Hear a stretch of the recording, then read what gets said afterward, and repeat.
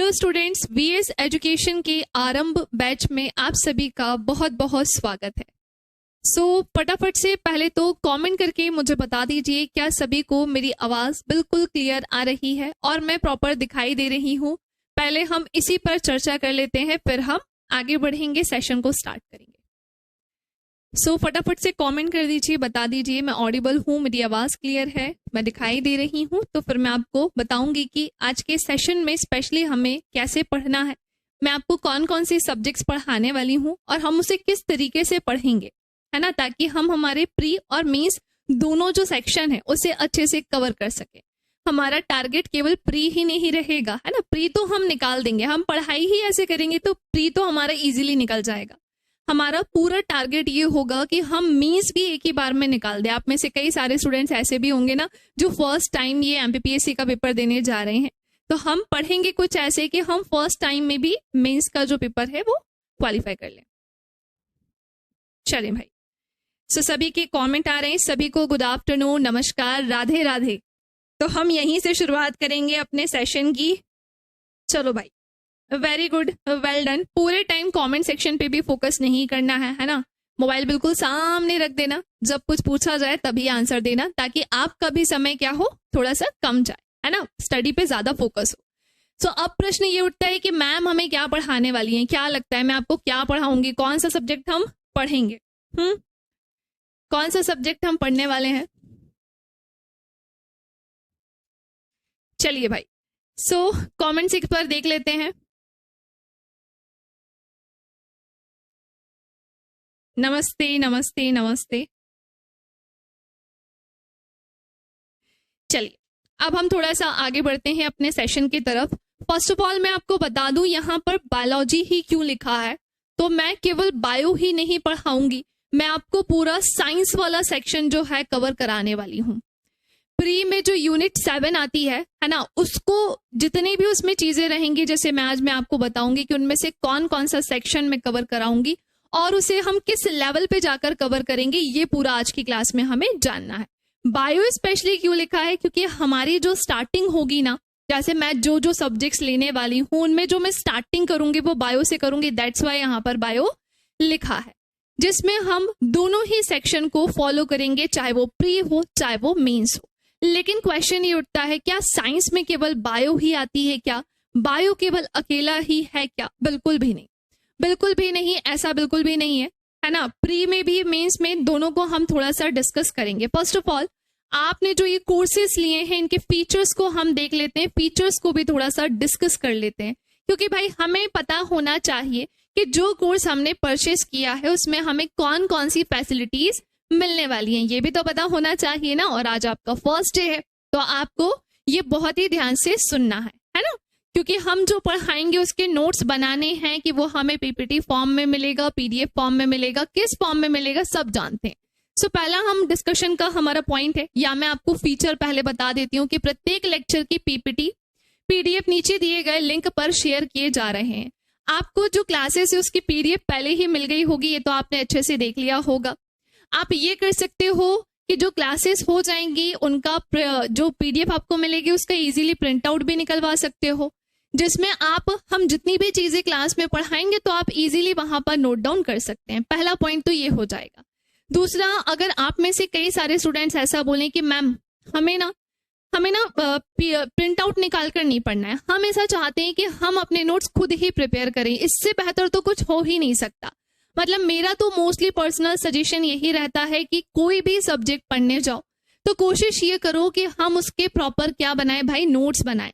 देखो मेंस की तैयारी करना है, प्री हम निकाल देंगे उसकी टेंशन छोड़ दो आप, लेकिन मेंस की अगर हम तैयारी कर रहे हैं तो उसमें हम शॉर्ट नोट्स की तरफ नहीं भागेंगे, हमें जैसे वहां पर आंसर लिखना होगा उसी के बेस पे हम कंटेंट लेंगे। तो पहला पॉइंट क्लियर हो गया। सेकंड आओ, पिछले 10 सालों के एमपीपीएससी के प्रीलिम्स और मेंस के प्रश्नों की श्रृंखला तैयार की जा रही है। अब मैं इसमें एक चीज और क्लियर कर दूं कि हम ये जो पढ़ने वाले हैं, मतलब हम यहाँ पर प्री प्लस मेंस जो पढ़ेंगे एमपीपीएससी को लेकर, इसमें हम प्रीवियस ईयर पेपर भी डिस्कस करेंगे। मतलब ऐसा नहीं होगा कि हम केवल क्वेश्चंस करे जा रहे हैं, पढ़े जा रहे हैं, मैम आई, मैम ने एक चैप्टर पढ़ाया और वो फिनिश कर दिया, दैट्स ऑल, खत्म हो गया क्या? बिल्कुल भी नहीं हुआ। मैम आपको प्रीलिम्स क्वेश्चंस भी बताएंगी कि देखो भाई क्वेश्चन ऐसे बनता है।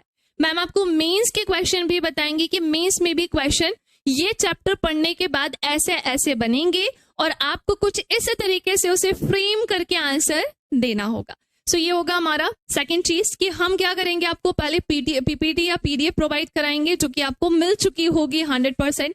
सेकंड मैं आपसे क्या बोल रही हूँ कि हम देखो केवल एमपीपीएससी नहीं है ना, आप दुनिया में किसी भी पेपर की तैयारी करने जाओ, खैर अभी हमारा टारगेट ये, बट मैं नॉर्मली बता रही हूँ, जनरली डिस्कशन कर रही हूँ कि कभी भी किसी भी पेपर की प्रिपरेशन करने के लिए सबसे ज्यादा इंपॉर्टेंट पता है क्या होता है कि वो हमें पता हो कि उसमें क्वेश्चंस कैसे आते हैं, जिसके लिए हमें क्या देखना होगा, प्रीवियस ईयर पेपर। लेकिन अभी कुछ साल के नहीं, कम से कम 10 से 15 साल के पेपर हम डिस्कस करेंगे। करीब 1000 घंटे की क्लासेस आयोजित की जाएंगी। यहाँ पर आपको लगभग 1000 घंटे की जो क्लासेस हैं वो प्रोवाइड की जा रही हैं। हम सबका यही टारगेट है कि सारे सब्जेक्ट्स डिटेल में करवाए जाएं। अनुभवी टीचर्स के साथ कुछ यूनिट चयनित अधिकारियों द्वारा भी पढ़ाई जाएगी। मतलब जितने भी टीचर्स हैं वो सारे एक्सपीरियंस्ड ही होंगे। इन्हीं के साथ साथ कुछ सिलेक्टेड टीचर्स भी आएंगे जो आपको स्पेशल चैप्टर या टॉपिक का डिस्कशन करेंगे। कुछ ये सारी चीजें भी सोची गई है ना। इसी के साथ साथ लाइव क्लास के बाद वीडियो रिकॉर्डेड फॉर्म में कोर्स वैलिडिटी तक सेव रहेगा। फॉर एग्जाम्पल आपने जो कोर्स परचेस किया है वो जितने समय के लिए होगा, मान लीजिए कि भाई आज की क्लास मैंने ओवर कर ली, अब आप इसे वापस से देखना चाहते हो, आप इसी क्लास को वापस से लाइव के बाद देखना चाहते हो, तो ये आपको रिकॉर्डेड फॉर्म में भी मिल जाएगी। और ये कब तक रहेगी, आप में से कई सारे स्टूडेंट्स को डाउट रहता है कि मैम कब तक रहेगी हमारी क्लासेस, तो मैं आपको बता देती हूँ कि ये सारी ही क्लासेस रहने वाली है कब तक, जब तक आपके कोर्स की वैलिडिटी होगी। मतलब मान लीजिए 5 महीने का ये कोर्स है तो ये 5 महीने तक आपके फोन में रहेगी, जब मन हो तब ओपन करना, तब पढ़ाई करना, ठीक है। चलो आप कमेंट सेक्शन देखते हैं, क्या किसी को कोई डाउट है, समझ में आ गया यहाँ तक?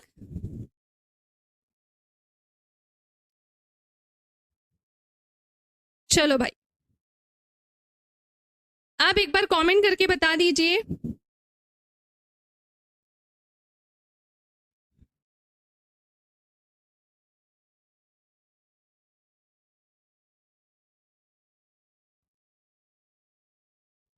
कमेंट करके एक बार सभी लोग बता दीजिए कि यहां तक सबको सारी चीजें क्लियर है, यस और नो? चलो भाई आगे बढ़ते हैं। अब आती है बात कि मैम आप हमें क्या क्या पढ़ाने वाले हो, तो मैं आपको बता देती हूँ, है ना। ये प्रीलिम्स का यहाँ पर सिलेबस है, बट मैं आपको पहले बता देती हूँ कि मैं आपको पूरा साइंस कवर कराने वाली हूँ, मैं आपकी पूरी हिंदी कवर कराने वाली हूँ, मैं इसी के साथ साथ कंप्यूटर के भी कई सारे पार्ट से जो कवर कराने वाली हूँ, है ना। 1 मिनट रुकिएगा।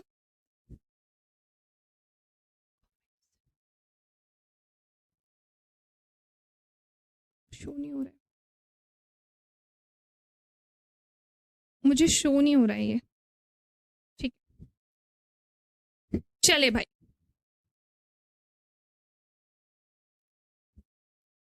अब हम स्टार्ट करते हैं। सबको आवाज आ रही है, सारी चीजें क्लियर है? हाँ, तो मैं आपको क्या बता रही थी कि मैं आपको क्या क्या पढ़ाऊंगी, तो मैं आपको साइंस का पूरा सेक्शन कवर कराऊंगी।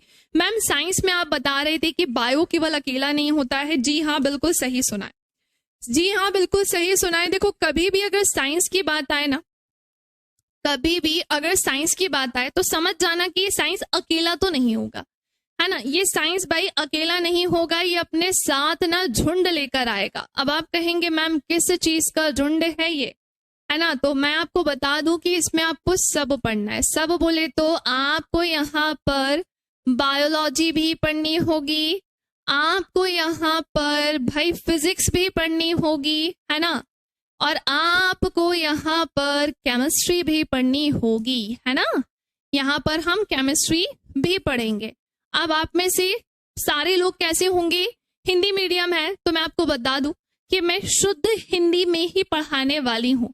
पर मैं एक पर्सनल सजेशन आपको देना चाहती हूँ कि कंप्यूटर कभी कोई केवल शुद्ध हिंदी में पढ़े नहीं भाई, हमें थोड़ा सा ना अलग करना है, थोड़ा सा हम अलग चलने वाले हैं। हम शुद्ध हिंदी में तो पढ़ेंगे, लेकिन कुछ वर्ड्स ऐसे होंगे जो हम इंग्लिश में भी ध्यान रखेंगे। मैं हूं ना आपके साथ, मैं आपको दोनों ही लैंग्वेज में बताते चलूंगी, क्योंकि क्या होता है कि जब हम इतनी मेहनत कर ही रहे हैं तो थोड़े से इंग्लिश के वर्ड्स याद कर लेते हैं ना भाई। हम अगर हृदय पढ़ेंगे तो हम हृदय ही पढ़ेंगे, लेकिन हम उसको हार्ट से याद रख लेंगे, हम हार्ट से भी पढ़ लेंगे। अगर हम आलेंद और निलय पढ़ रहे हैं तो हम ऑरिकल वेंट्रिकल भी याद रख लेंगे, समझ रहे हो? तो कुछ ऐसे पढ़ेंगे। हिंदी तो हिंदी में ही रहेगी, उसको इंग्लिश में चेंज नहीं कर सकते, बट यस साइंस और कंप्यूटर शुद्ध हिंदी में तो पढ़ेंगे ही पढ़ेंगे, बट कुछ इंपॉर्टेंट जगह पर हम उसमें इंग्लिश में भी वर्ड्स याद रखेंगे, ठीक है? इंग्लिश में पढ़ने वाले हैं, है ना? इंग्लिश एक वर्ड होता है, इंग्लिश मतलब क्या होता है? हिंदी प्लस इंग्लिश वो होता है। सो बायोलॉजी को हिंदी में हम क्या कहते हैं? तो भाई ये कहलाता है जीव विज्ञान। कोई आपसे बोले ना बायो मतलब क्या है, तो बोल देना कि ये होगा जीव विज्ञान। तो हम पढ़ेंगे जीव विज्ञान के बारे में। और हम क्या पढ़ेंगे? तो हम पढ़ेंगे भौतिक विज्ञान, है ना? हम क्या पढ़ेंगे? तो हम पढ़ेंगे भौतिक विज्ञान। एंड सबसे लास्ट में हम क्या पढ़ने क्या वाले हैं? तो हम पढ़ेंगे रसायन विज्ञान। कौन सा विज्ञान हम पढ़ेंगे? तो हम पढ़ेंगे रसायन विज्ञान। क्लियर ये चीज? अब बात ये आती है, क्या मैम साइंस में ये प्रीलिम्स में इतना कुछ आएगा? बिल्कुल भी नहीं। प्रीलिम्स का जो सिलेबस है वो पूरा आपके सामने है ना? यूनिट 7 वाला जो पार्ट था, जिसमें जितने सारे चैप्टर्स या मैं कहूँ जो आने वाला था, मेरा जो पार्ट है, मेरा जो सेक्शन, एक्चुअली उसमें एनवायरमेंट भी था, लेकिन मेरा जो सेक्शन है इसमें वो मैं आपको बता देती हूँ कितनी सारी चीजें मैं कवर करूंगी, है ना? पर पहले तो हम इन 3 चीजों में अंतर देखते हैं, क्योंकि मैं बहुत अच्छे से क्लियर कर दूं। अगर बात आएगी मेंस की, तो इसमें आपको फिजिक्स भी पढ़ना है। ये देखो भौतिक विज्ञान कितने चैप्टर हैं, रसायन विज्ञान यानी केमिस्ट्री की बात आएगी मेंस में तो आपको इतने चैप्टर पढ़ने हैं, और जीव विज्ञान में तो ये चैप्टर रहेंगे ही रहेंगे, समझ रहे हो बाप, है ना? और साथ ही साथ मैं बता दूं कंप्यूटर भी हमको पढ़नी है। अभी पूरा एक्सप्लेन करूंगी, है ना? टेंशन नहीं लेना, जब तक मैं सामने हूं तब तक तो आपको किसी भी चीज की कोई टेंशन नहीं लेनी है। सो क्लियर हो गया आपको इतना? क्या क्लियर हुआ आपको कि हमें प्रीलिम्स में ये सारे चैप्टर्स पढ़ने हैं। अब वो चैप्टर के नाम क्या है, इसमें क्या आता है, थोड़ी देर में बताऊंगी। पहले इन तीनों चीजों में अंतर करो। जैसे साइंस कोई आपसे बोले ना कि अकेला सब्जेक्ट है, बिल्कुल भी नहीं है। साइंस खुद में 3 सब्जेक्ट होते हैं, और ये 3 सब्जेक्ट कौन कौन से हैं? Biology, physics, chemistry. लेकिन मैम इन तीनों में क्या अंतर होता है? तो जहां पर एक मानव शरीर की संरचना की बात हो, ये जितने भी लिविंग ऑर्गेनिजम्स की बात हो, जितने भी सजीवों की बात हो, सजीव मतलब लिविंग ऑर्गेनिज्म मतलब भाई जो रेस्पिरेशन कर रहे हो, जिनमें श्वसन हो रहा हो, उत्सर्जन हो रहा हो, या मैं कहूँ शरीर से अपशिष्ट पदार्थ निकल रहे हो, जो पाचन कर रहे हो, वो सब क्या कहलाते हैं? वो सब क्या कहलाते हैं? जीव ही तो करते हैं वो सब। भाई मानव भी कर रहा है, प्लांट भी कर रहा है, छोटे छोटे कीट भी कर रहे हैं, सब कर रहे होते हैं। तो उनके बारे में हम कहाँ पढ़ेंगे? जीव विज्ञान में पढ़ेंगे। बट सबको मिक्स करके कभी नहीं पढ़ा जाता है। ये खुद में भी अकेला नहीं है, इसके खुद के कितने सेक्शंस होते हैं? तो ये 2 होते हैं। आपने ये तो सुना ही होगा कि एक होता है जूलॉजी और एक होता है बॉटनी, है ना? यानी एक होता है जंतु विज्ञान और एक होता है वनस्पति विज्ञान। जी हाँ, बिल्कुल सही सुना है आपने। हम जंतु विज्ञानों के बारे में भी पढ़ेंगे, जंतु विज्ञान को भी पढ़ेंगे, और इसी के साथ हम वनस्पति विज्ञान यानी हम प्लांट्स के बारे में भी पढ़ेंगे। ठीक है, समझ में आया? तो हमें बायो में पता चल गया जितने भी लिविंग ऑर्गेनिजम्स होते हैं, जितने भी सजीव होते हैं, उनके बारे में जानकारी हमें कहाँ मिलेगी? तो वो हम बायोलॉजी में पढ़ेंगे, है ना? अभी बताऊंगी क्या क्या आएगा इसमें। और इसको भी हमने 2 पार्ट में देखा है। जूलॉजी मतलब जहां पर हमारे बारे में बात होगी, है ना, या मैं कहूँ दूसरे जीवों के बारे में बात होगी। और बॉटनी मतलब जहां पर हम सारे प्लांट्स, लगभग 600 से ज्यादा प्लांट्स हैं, उनके बारे में कहाँ पढ़ने वाले हैं? बॉटनी में। क्लियर? चलो अब एक बार कमेंट देख ले, है ना, वरना हम अकेले ही लगे हुए हैं। कमेंट सेक्शन में बता दें क्या किसी को कोई प्रॉब्लम, यहां तक सबको सब समझ में आ चुका है?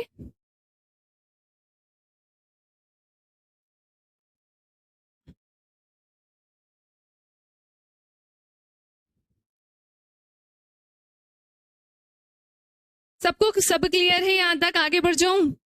भाई थोड़ा अपने हाथों को कष्ट देना है आपसे, तो मैं ये भी नहीं बोल सकती कि अपने मुखों को कष्ट देना है, क्योंकि बात तो मुझसे कर नहीं पाओगे। तो हाथों में कष्ट दे दो थोड़ा सा, हाँ या ना में जवाब दे दो, फिर मैं बढ़ती हूँ आगे। सो बात कुछ ऐसी है कि हमें ये समझ में आ गया, लेकिन मैम फिजिक्स में क्या पढ़ने वाले हैं? तो एक बात बताओ, जैसे आप मुझे इतनी दूर से देख पा रहे हो, आप मुझे नहीं पता अभी आप कहाँ पर हो, लेकिन आप कहीं पर भी हो, आप मुझे देख पा रहे हो, मैं कैमरे को देख पा रही हूँ, है ना? या हम अपने आसपास की चीजें कितने आसानी से देख लेते हैं। ये लाइट्स कहाँ से आती हैं, है ना।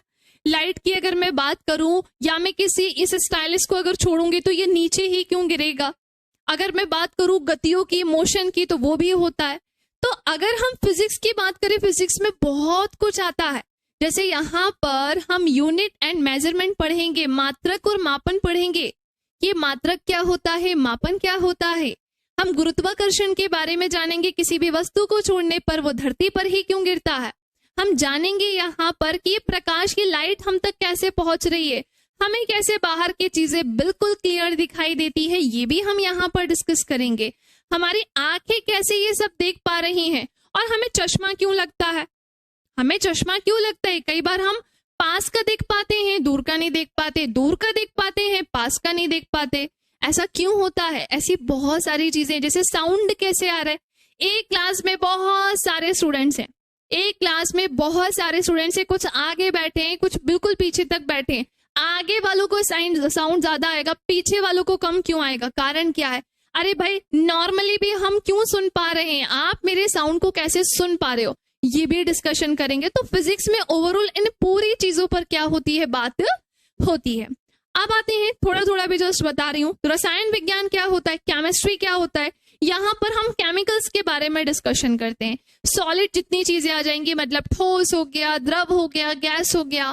पहले तो कमेंट सेक्शन में बताओ पदार्थ की कितनी अवस्थाएं होती हैं।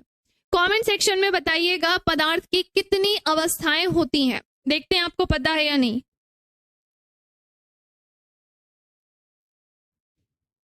अभी पता चलेगा, है ना। पदार्थ की कितनी अवस्थाएं होती हैं, कमेंट सेक्शन में बताइएगा।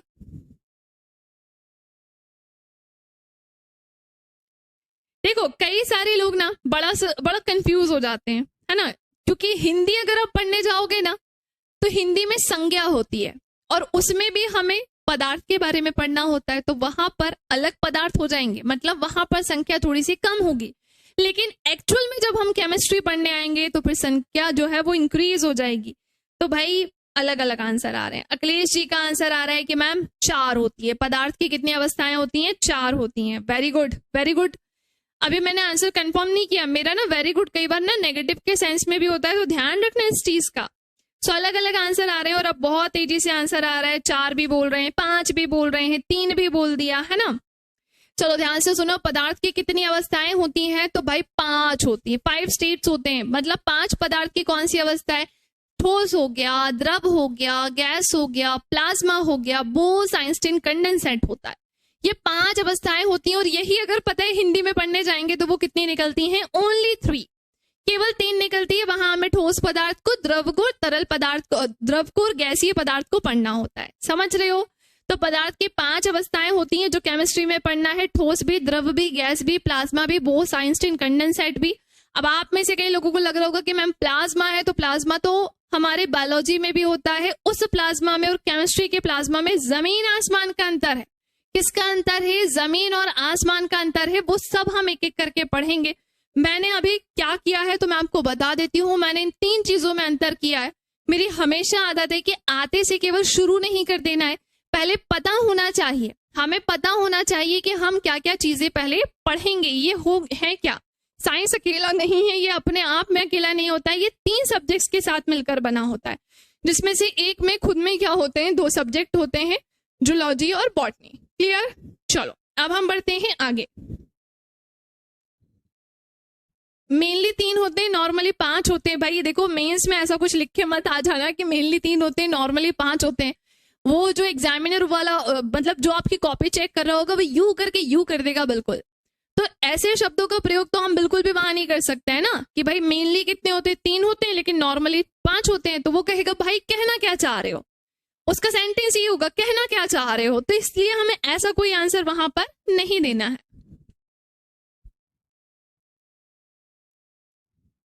बिल्कुल। पदार्थ की 2 अवस्थाएं और है, जो कि एक प्लाज्मा, बोस-आइंस्टीन कंडेंसेट। केमिस्ट्री में 5 ही पढ़ना होगा हमको, ठीक है। खैर जब हम पहुंचेंगे तो डेफिनेटली पढ़ेंगे। इसी के साथ केमिस्ट्री में एटम्स, अणु हो गए, हमारे परमाणु हो गए, मॉलिक्यूल्स, हर एक चीज के बारे में पढ़ना होगा कि ये हमारे जो एटम्स होते हैं, परमाणु होते हैं, ये क्या होते हैं, मॉलिक्यूल्स, अणु जो है वो क्या होते हैं, बहुत सारी चीजें खैर उसमें आ जाएंगी। ये मिटा दूं? चलो भाई इसको हम मिटा देते हैं, है ना। और किसी को नोट करते चलना है तो प्रॉपर, मैंने जैसा कि आपको बताया है कि नोट्स बनाते चलो, प्रॉपर नोट्स बनाते चलो और फिर लिखते चलना उसमें, है ना। तो अब आते हैं प्रीलिम्स प्लस मेंस की तरफ, है ना। और ये जो पूरा दिख रहा है, हम जो डिस्कशन कर रहे हैं वो प्री प्लस मेंस दोनों ही सिलेबस आज मैं डिस्कस करूंगी, जिसमें सबसे पहले मैं लेकर आई हूं आपके सामने ये प्री का। ये पूरा जो सिलेबस है वो प्री का है, जिसमें मैं पढ़ाने जाऊंगी, जिसमें मैं क्या पढ़ाऊंगी, विज्ञान के मौलिक सिद्धांत, जिसमें हम क्या पढ़ेंगे, सबसे पहले विज्ञान के मौलिक सिद्धांत, पोषण आहार एवं पोषक तत्व। मैम ये पोषण आहार एवं पोषक तत्व क्या होता है, थोड़ा थोड़ा सा इसके बारे में जानो। अच्छा एक बात बताओ, जब आप डेली बेसिस पे खाना खाते हो तो क्या आप सारे ही न्यूट्रिशंस को लेते हो, सारे ही पोषक तत्वों को लेते हो? अब आप कहोगे मैम ये पोषक तत्व क्या होते हैं? अरे वही पोषक तत्व जिनको लेने के बाद आप पहले इतने छोटू से थे, फिर आप इतने बड़े हो गए हो, आपके शरीर की वृद्धि हुई है, आपके शरीर में ऊर्जा का संचार हुआ है, आपके बॉडी में इतनी सारी चीजें कैसी मिली? इन्हीं के कारण तो मिली है। यही थे वो भाई साहब जिन्होंने आपके शरीर में आकर आपके शरीर का विकास किया है, आपके शरीर की वृद्धि की है, साथ ही साथ इन्होंने क्या किया है, आपको ऊर्जा भी प्रदान की है। लेकिन अब प्रश्न उठता है कि मैम किन चीजों को खाने से हमें शरीर में क्या क्या चीजें मिलती हैं? हम सब खा सकते हैं क्या? हम वसा भी खा सकते हैं, फैट भी खा सकते हैं, हम कार्बोहाइड्रेट भी ले सकते हैं, प्रोटीन। जी हाँ बिल्कुल आप सब खा सकते हैं, लेकिन हर एक चीज को खाने की एक सीमा होती है, हर एक चीज को खाने की या काम करने की भी एक सीमा होती है। अब जरूरत से ज्यादा किसी चीज को बॉडी में लोगे तो भाई वो डेफिनेटली आपको हार्म करेगी, और अगर आप उससे कम मात्रा में लोगे तो भी आपको वो दिक्कत का कारण बनेगी। सो पोषक आहार एवं पोषक तत्व में हम जितने भी न्यूट्रिएंट्स होते हैं ना उनके बारे में डिस्कशन करेंगे, ठीक है। जितने भी न्यूट्रिएंट्स होते हैं उनके बारे में डिस्कशन करेंगे, जितने भी पोषक तत्व हैं उनके बारे में बात करेंगे कि कार्बोहाइड्रेट्स हमें किन किन चीजों से, किन किन चीजों को खाने से मिलता है, फैट हमें किन किन चीजों से किन किन चीजों को खाने के बाद मिलता है, प्रोटीन हम क्या क्या खाएं कि बॉडी में प्रोटीन मिलेगा। समझ रहे हो इस चीज को? चलो भाई, तो ये थी इसकी कहानी, जहां पे मैंने पोषक तत्वों के बारे में बताया। न्यूट्रिएंट्स में बेसिकली क्या क्या आ जाएंगे, कार्बोहाइड्रेट्स, प्रोटीन आ जाएगा, फैट आ जाएगा, इतनी सारी चीजें आ जाएंगी। लेकिन अब कुछ प्रश्न उठता है। अब प्रश्न ये उठता है कि मैम अगर मान लीजिए कि मैंने कार्बोहाइड्रेट से बनी कोई चीज कम खाई, अगर मान लीजिए कि कार्बोहाइड्रेट से बनी हुई कोई चीज कम खाई तो भाई क्या होगा, बॉडी में एनर्जी नहीं मिलने वाली, शरीर में ऊर्जा नहीं मिलेगी। मान लो भाई प्रोटीन आपके बॉडी में कम गया तो फिर आपके शरीर का विकास नहीं हो पाएगा, और आपको पता है अगर आपके बॉडी में न्यूट्रिएंट्स नहीं मिलेंगे तो आपको डेफिशिएंसी डिसीजेस होती हैं, यानी आपको विटामिन की जो होने लगेगी, कमी होने लगेगी। विटामिन की क्या होने लगेंगी, कमी। इसके पीछे कारण क्या है, हमारे बॉडी में न्यूट्रिएंट्स का ना मिलना, हमारे बॉडी में न्यूट्रिएंट्स का ना मिलना। तो मैं आपको इस चैप्टर में हर एक विटामिन के बारे में भी बताऊंगी। तो क्या क्या पढ़ेंगे हम, हमारे पोषण आहार एवं पोषक तत्वों में जितने भी पोषक तत्व हैं, न्यूट्रिएंट्स हैं, सब पर डिस्कशन करेंगे बिल्कुल डिटेल में जाकर। कि कई बार ऐसा होता है कि हमें ग्लूकोज चढ़ाना पड़ता है, लेकिन हम जब रोटी खाते हैं तो उससे हमें ग्लूकोज मिलता है, तो हम ग्लूकोज चढ़ाते क्यों हैं? हमें ऐसा लगता है कि हमें चक्कर आ रहे हैं, है ना, हमें कमजोरी हो रही है, बीपी लो हो रहा है, तो 2 रोटी खा लेते हैं ठीक हो जाएंगे। नहीं भाई, ऐसा नहीं होता है, इतना आसान नहीं है हमारे बॉडी में हर एक चीज का बैलेंस करना, संतुलन करना। अगर ऐसी स्थिति आएगी तो ग्लूकोज ही चढ़ाना पड़ेगा, कुछ भी खा लो पी लो, वो आपके बॉडी में इतने जल्दी नहीं लगता है, ठीक है। चलो अब हम आगे बढ़ते हैं। सो ये था हमारा डिस्कशन का पॉइंट, जहां मैंने आपको बताया एक्चुअली में इस चैप्टर में क्या पढ़ना होता है। अभी पहले हम जानेंगे कि क्या क्या पढ़ना है, जबरदस्ती नहीं पढ़ेंगे किसी भी चीज को कि पता ही नहीं है और पढ़ने चले गए, ठीक है। अब नेक्स्ट आते हैं मानव शरीर संरचना। भाई आपके सिलेबस में एक छोटी सी लाइन मिलेगी आपको, है ना, आपका जो सिलेबस है उसमें एक छोटा सा ये 3 शब्द मिलेगा, मानव शरीर संरचना। अब आप इसे देख के खुश मत हो जाना कि वाओ मानव शरीर संरचना, बस थोड़ा बहुत ही होगा, बिल्कुल भी नहीं। मानव शरीर संरचना में लगभग 13 से 14 टॉपिक आते हैं। लगभग 13 से 14 चैप्टर्स इसमें आते हैं जो हमें पढ़ने होंगे। अब आप कहेंगे मैम इतना सारा, बिल्कुल। देखो, हम अगर MPPSC की तैयारी कर रहे हैं, हम अगर हमारा पेपर निकल भी जाए तो भाई नॉलेज भी तो होनी चाहिए ना। ऐसा होगा क्या कि हम वो तुक्का मार के तो पेपर नहीं निकालना चाहते, नॉलेज भी बहुत जरूरी है ना, जानकारी भी होनी चाहिए। जैसे आप साइंस में मुझसे कुछ भी पूछोगे, मैं बिल्कुल धड़ाक से आंसर दे दूंगी कि हाँ भाई इस क्वेश्चन का ये आंसर है। आप कुछ भी मुझसे हिंदी में पूछोगे, वो भी धड़ाक से मिल जाएगा आंसर, कंप्यूटर में वो भी मिल जाएगा। तो ऐसा ही नॉलेज हमें रखना पड़ेगा, तब जाके हम अपने एग्जाम को क्वालिफाई कर पाएंगे।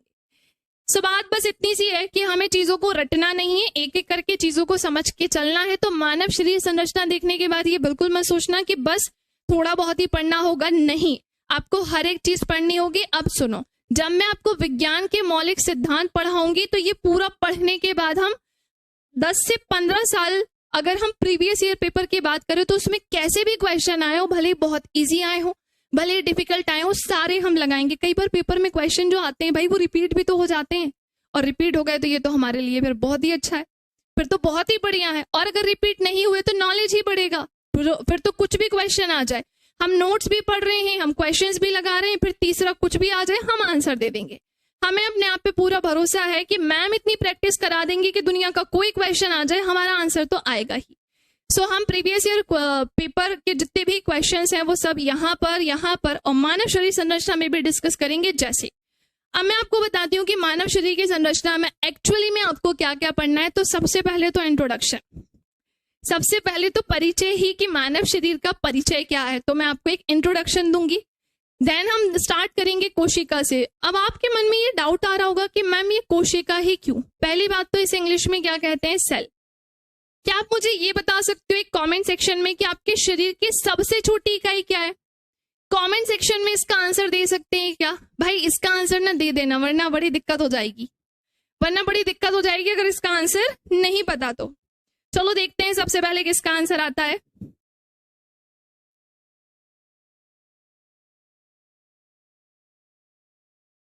हाँ जी, सभी लोग कमेंट सेक्शन में आंसर देंगे कि आपके शरीर की सबसे छोटी इकाई क्या है। स्मॉलेस्ट यूनिट पूछ रही हूं मैं आपके शरीर की, है ना। शरीर की सबसे छोटी इकाई क्या है? अगर मैं आपसे बोलूं कि आपका पूरा शरीर किस चीज से मिलकर बना है तो फिर आप क्या बोलोगे? हाँ जी, फिर आप क्या बोलोगे? वाईफाई, बताओ क्या बोलोगे फिर? चलो अच्छा मैं बताती हूँ। कोई आपसे बोले ना कि शरीर की सबसे छोटी इकाई क्या है तो आंसर क्या दे दोगे कि भाई हमारे शरीर की सबसे छोटी इकाई है कोशिका। आपको पता है ये कोशिका ना होती तो हम ना होते, ये कोशिका के कारण ही हमारा पूरा शरीर जो है बना है। तो सुनो, मैं तुम्हें एक चीज बताती हूँ। बात कुछ ऐसी है कि हमारे शरीर की सबसे छोटी इकाई पता है क्या है? तो वो है सेल, यानी कि कोशिका, है ना। वो है सेल यानी कि कोशिका। लेकिन आपके मन में ये भी तो डाउट आ रहा होगा, मैम एक ही कोशिका है क्या? नहीं भाई, हमारा जो शरीर है ना वो बहुत सारे, लगभग अरबों से भी ज्यादा कोशिकाओं से ये मिलकर बना है, एक तो कोशिका से मिलकर नहीं बना। तो हम क्या बोल सकते हैं? हम ऐसा बोल देते हैं कोशिकाओं का समूह। हम क्या बोल सकते हैं? तो हम बोल सकते हैं कोशिकाओं, क्या बोल सकते हैं? कोशिकाओं का समूह। क्या बोल सकते हैं? कोशिकाओं का समूह। जी हाँ, बिल्कुल सही सुना है आपने। तो कोशिकाओं के समूह से क्या बनता है? तो हम पता है क्या बोलेंगे? ऊतक।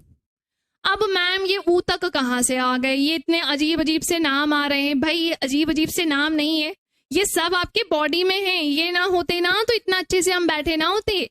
तो बहुत सारी कोशिकाओं से मिलकर ही क्या बनते हैं? ऊतक बनते हैं। मैम हमारे शरीर में एक ही ऊतक होता है क्या? नहीं भाई, हमारे शरीर में बहुत सारे ऊतक होते हैं। जैसे ये कोशिका अकेली नहीं है ना, ये कोशिका अकेली नहीं है ना, वैसे ही ऊतक भी अकेले नहीं होते हैं। Basic structural and functional unit of life. Very good, very good, बिल्कुल करेक्ट आंसर। हमारे शरीर की कार्यात्मक और संरचनात्मक इकाई क्या है? तो आंसर कोशिका ही होगा, क्योंकि हम जो काम कर रहे हैं उसकी सहायता से कर रहे हैं, और हमें जो बॉडी में स्ट्रक्चर या संरचना मिल रही है वो भी किसके कारण? तो वो भी कोशिका के कारण ही हो रहा है। चले और देखेंगे। तो बात ये आ रही थी कि मैम एक ही ऊतक है क्या? नहीं, ऊतक भी कैसे होते हैं? बहुत सारे होते हैं।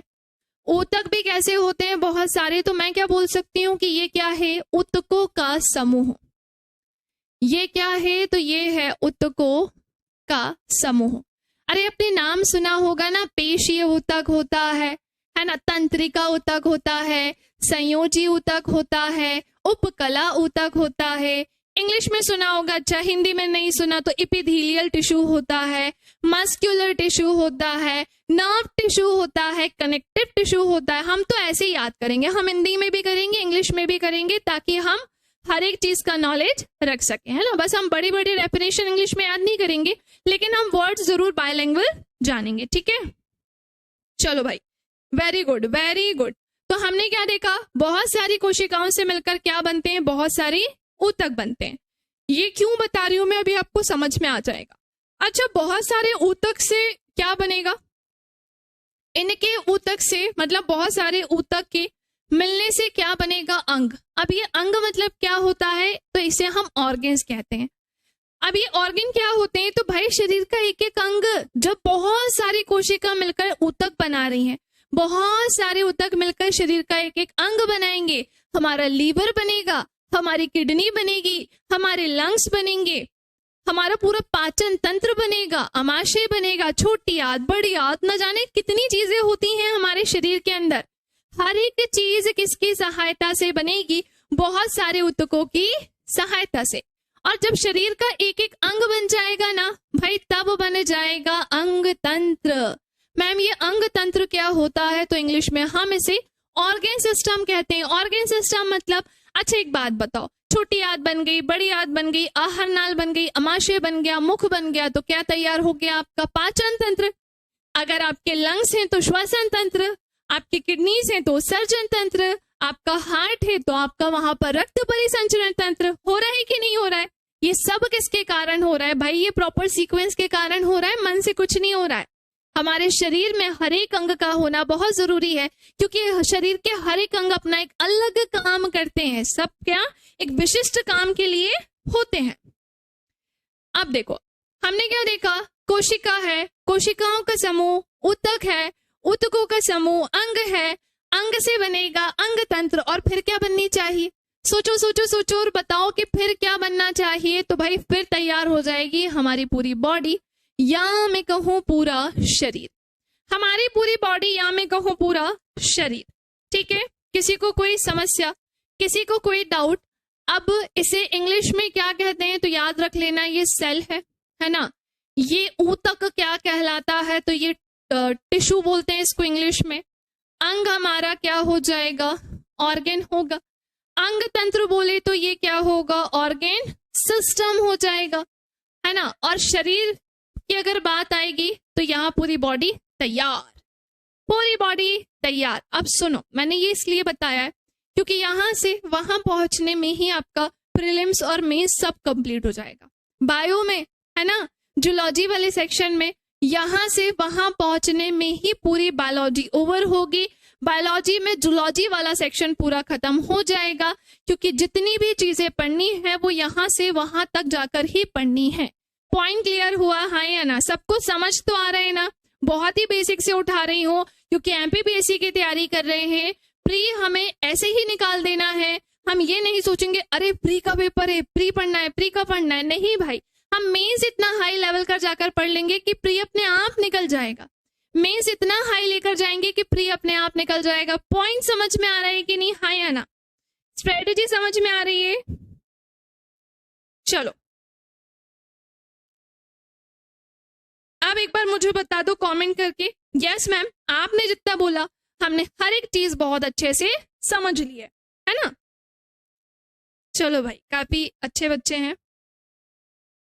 अच्छा, बीच बीच में आंसर भी आए हैं, बढ़िया है, वेरी गुड। सबको सब समझ में आ गए हैं ना।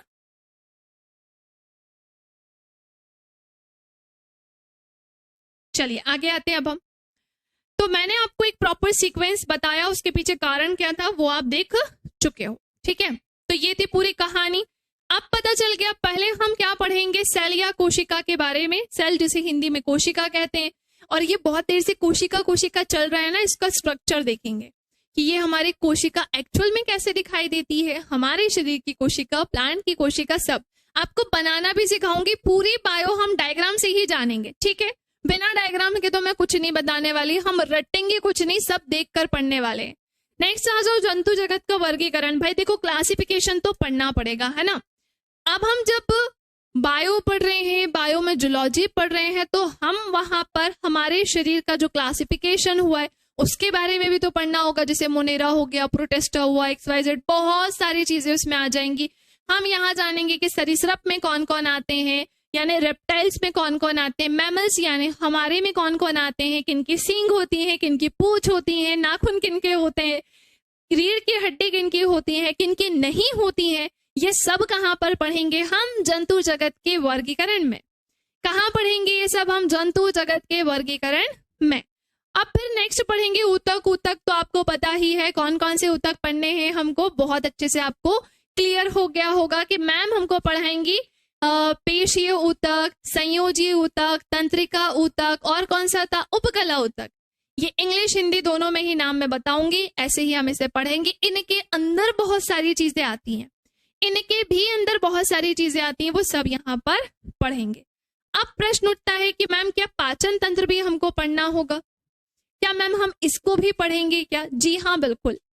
आपको ऐसा लगता है कि वाओ कितना आसान है पाचन तंत्र, हमने खाना खाया और वो तो डाइजेस्ट हो गया, बस कितना सिंपल था। लेकिन इतना सिंपल एक्चुअली में ये होता नहीं है। आपको पता है जैसे ही हम अपने फूड को माउथ में रखते हैं, डाइजेशन वहीं से ही स्टार्ट हो जाता है।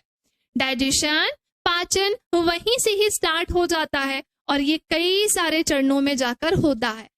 हमारे मुख में कितनी सारी चीजें होती हैं, वो सब हमारे पाचन में, डाइजेशन में सहायता करती हैं। चाहे वो आपके टीथ हो, चाहे वो आपके टंग हो, चाहे वो आपका सलाइवा ही क्यों ना हो, ये सब आपके डाइजेशन में, पाचन में हेल्प करेगा। फिर हमारे यहाँ पर आहार नाल होती है। ये तो आहार नाल तो खैर बहुत लंबी होती है। एसोफेगस पता है ना, ग्रास नली जिसे बोलते हैं, वहां से हमारा खाना कहाँ चला जाएगा, तो वहां से हमारा खाना जाता है अमाशय में। तो हम पूरे अमाशय को भी देखेंगे। अमाशय के बाद हमारा खाना जाता है छोटी आंत में, छोटी आंत से बड़ी आंत में, पहले छोटी में जाएगा, फिर बड़ी में, और फिर वहां से जो अपशिष्ट पदार्थ है वो बाहर निकल जाएगा। अब आप कहेंगे मैम इसमें पढ़ने लायक क्या है, तो मेरे क्वेश्चन का आंसर दो। आप यहीं से समझ जाओगे कि इसमें पढ़ने लायक क्या है। मतलब इतना मजा आता है पाचन तंत्र पढ़ने में, क्योंकि हम शरीर का एक एक, यहाँ पर जितने भी नाम लिए सब बना बना के पढ़ाऊंगी मैं, चाहे वो दांत हो, चाहे वो आपकी टंग या जीभ हो। देखो सलाइवा तो मैं नहीं बना सकती, मतलब कोई भी टीचर नहीं बना सकता होगा। लार कैसे बनाऊंगी, दांत बना सकती हूँ, जीभ भी बना सकती हूँ, लेकिन वो नहीं बनेगा। जो बन ही नहीं सकता तो उसको हम समझेंगे। तो मेरे क्वेश्चन का आंसर दो कि जीवन में कितनी बार दांत आते हैं, क्या लगता है कितनी बार दांत आते हैं जीवन में, बताओ कमेंट सेक्शन में। आप लोगों के कितनी बार आए हैं अभी ये मत बताना, क्योंकि किसी किसी के एक ही बार आए होंगे, है ना। एक ही बार आए होंगे क्या? एक बार तो पॉसिबल ही नहीं है भाई। चलो कमेंट सेक्शन में बताओ कि जीवन में कितनी बार दांत आते हैं, और किसी के ज्यादा आए ना, फिर तो वो खतरनाक इंसान है। चलो देखते हैं सबसे पहले किसका आंसर है। अंकित जी ने आंसर दिया है मैम 2, तो सबके आंसर आ रहे हैं। पूजा जी ने भी 2, अच्छा 2 पूजा है। नीलम 2, अखिल 2, अच्छा 2 ही बार आते हैं क्या, पक्का कंफर्म? अच्छा नरेंद्र सिंह जी ने आंसर दिया है मैम 1 बार। अच्छा जीवन में एक ही बार दांत आएंगे क्या, मतलब वो दूध के दांत आए फिर कोई दांत ही नहीं बचे क्या? ऐसे ही फिर खाना वाना कैसे खा रहे हो? हाँ, खाना वाना कैसे खा रहे हो? ऐसा नहीं है भाई, जीवन में 2 बार दांत आते हैं। और वो 2 बार कब कब आते हैं, तो 1 बार आते हैं बचपन में, जिसे हम मिल्क टीथ कहते हैं, दूध के दांत कहते हैं। और 1 बार जब वो पूरे टूट जाते, पूरे इकट्ठे नहीं टूटते, थोड़े थोड़े करके टूटते हैं, फिर हमारे परमानेंट टीथ आना स्टार्ट होते हैं, स्थायी दांत आना स्टार्ट होते हैं। तो जीवन में कितनी बार दांत आ रहे हैं भाई? 2 बार। ठीक है, तो उन्हीं के बारे में हम पढ़ेंगे, प्रॉपर उसका डायग्राम बनाएंगे। केवल इतना ही नहीं है दांतों के बारे में, पूरे दांतों की संख्या कितनी होती है? 32 होती है। तो ये 32 दांत हम बना कर देखेंगे कि आगे के दांत क्या काम कर रहे हैं, साइड के नुकीले वाले कौन सा काम कर रहे हैं, थोड़ा सा पीछे वाले कौन सा काम कर रहे हैं। अरे भाई नॉनवेज खाने में किन दांतों का प्रयोग करते हो, ये सब कहाँ पढ़ेंगे? इसी में। अब आप सोचो, जी जी, आप बता दीजिए, आप ही बता दीजिए। जी जी, इसमें है क्या पीडीएफ? मतलब मैं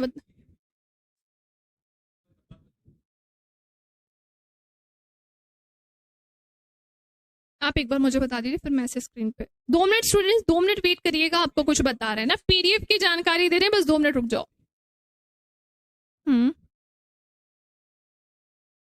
हम्म जी हम्म चलिए ध्यान से देखिएगा सभी।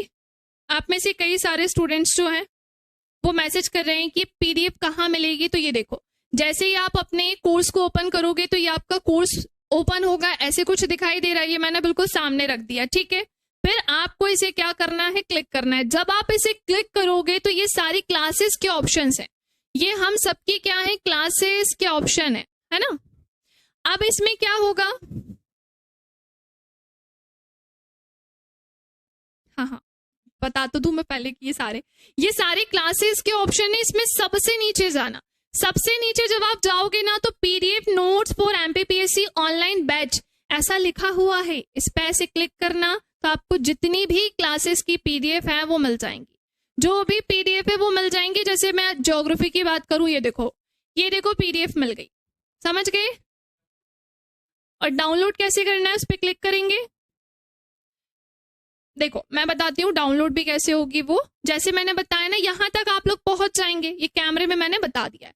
अब मान लो मैंने पीपीटी 1 ज्योग्राफी S1 जो लिखा उस पर क्लिक किया, तो आप ऊपर देखना ये ऑप्शन आ रहा है ना, ये ऑप्शन आ रहा है, बस उस पर क्लिक करना तो वहां से आपके जो पीडीएफ है उल्टा उल्टा एरो बना है, उसके नीचे छोटी सी लाइन भी है, उस पर क्लिक करेंगे तो जितनी भी पीडीएफ है हर एक सब्जेक्ट की आप वहां से, और वो कहाँ मिलेगा, तो आपके डाउनलोड वाला जो फोल्डर है वहां पर जाकर मिल जाएगा, ठीक है।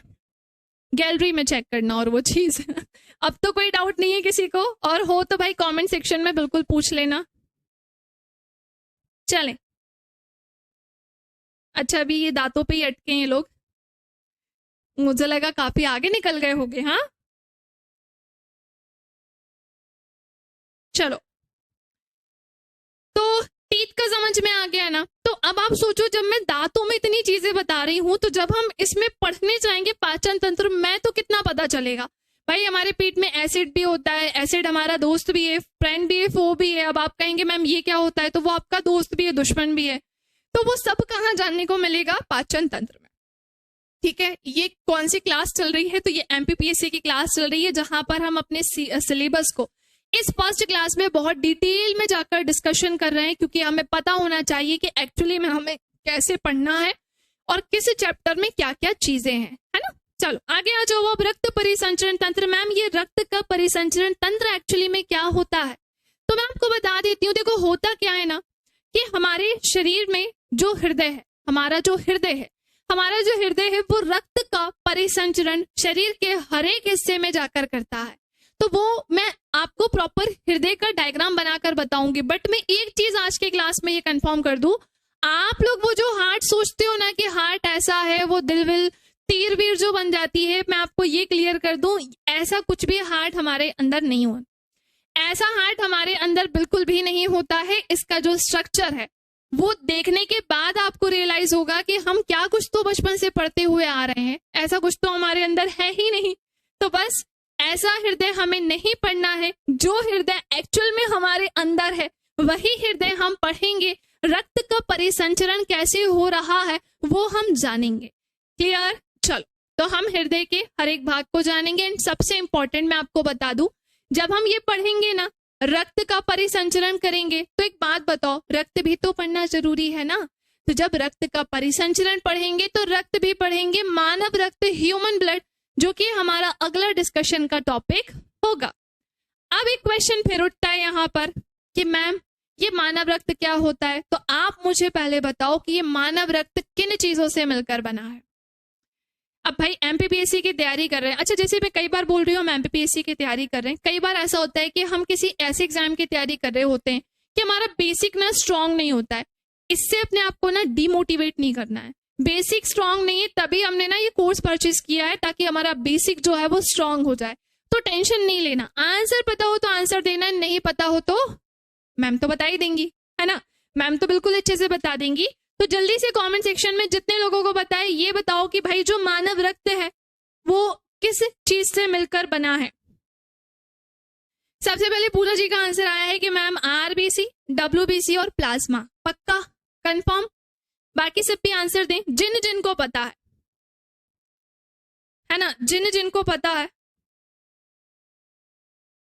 मैंने बोला था कि नहीं पता हो तो मत देना। क्या किसी को भी नहीं पता एक के अलावा?